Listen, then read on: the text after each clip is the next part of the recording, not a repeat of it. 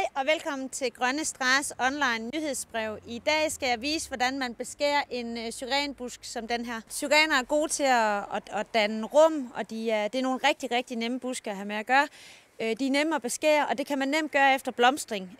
Den her er lige afblomstret, kan I se på nogle af blomsterstandene. Her der kan man tydeligt se, at der er næsten 1 meter, hvor syrenen er helt tom. Altså der kun er grønt i bunden og i toppen.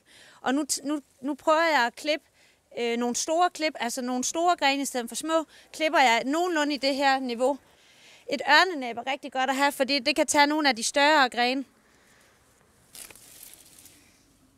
Altså det vil sige, at jeg tager sådan en stor gren, i stedet for at jeg havde klippet dem i masser af små stykker, og så havde der været 1,5 meter bare gren tilbage. Syrener, de er bare meget hurtige til at sætte nye skud. Derfor så er det en fordel at beskære dem nu, fordi så når de at dække hullerne til, inden det bliver vinter. Næste år der vil den være en meget tæt busk, og alle de nye skud, der er nede fra bunden af, vil komme mere frem, og så vil den have en lige så fin blomstring stadigvæk. Måske bedre, hvis det er en meget gammel busk. Nu den her, det er en gammel busk, men den har været jævnligt tilbagebeskåret.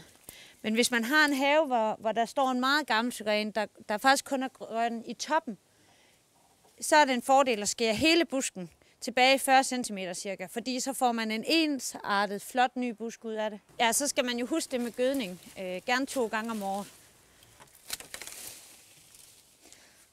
Så skulle det være det. Om 2 måneders tid vil busken være heroppe til igen.